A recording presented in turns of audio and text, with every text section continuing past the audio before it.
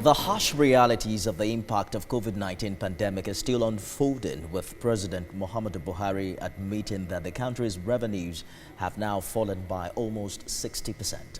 President Buhari's message was delivered by Vice President Yemi Osinbajo at the start of the first-year ministerial performance review retreat holding in Abuja. The president also acknowledged the increase in electricity tariff to the new pump price of petrol and the falling revenue, but insists tough decisions must be taken to achieve economic sustainability rather. Femi Akonde reports. A time to look inward and review their performance in the past year.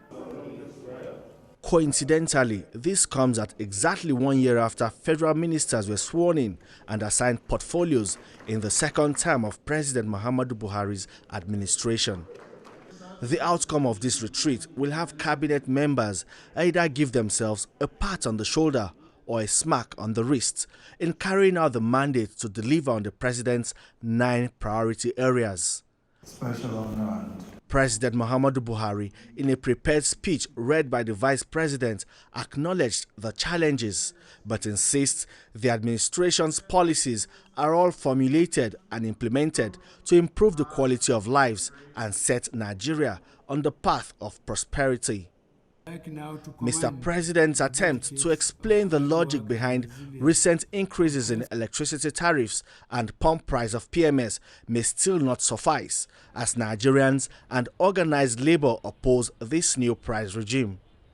But the federal government insists these tough decisions must be made as part of its economic sustainability plan. There are several negative consequences if government should even attempt to go back to the business of fixing or subsidizing petroleum prices or PMS prices. First of all, it will mean a return to the costly subsidy regime. Today, as we've heard, we have 60% less revenues. We simply cannot afford the cost.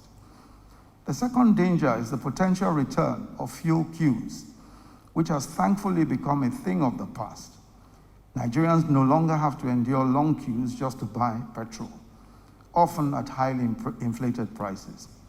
Also, as I hinted earlier, there is no provision for fuel subsidy in the revised 2020 budget, simply because we are not able to afford such a cost.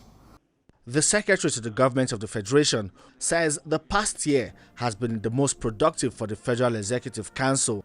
So far, Council has processed more than 250 memos and approved 191, out of which 50 are policy-related, while 128 of the memos are for project contracts. As the President states, our legacies will lie in how much we are able to deliver on this administration's promises to Nigerians, which include lifting 100 million people out of poverty in the next 10 years.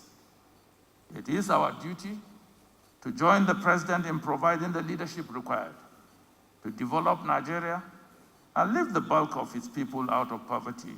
The federal government says it has, however, been unable to monitor approved projects, policies and programs due to the lockdown caused by the COVID-19 pandemic, but reassures that this process will be accelerated. This kind of self-appraisal will help President Buhari's administration better evaluate its service to citizens, especially at a time when some of the federal government's policies and actions have caused public outrage and criticisms.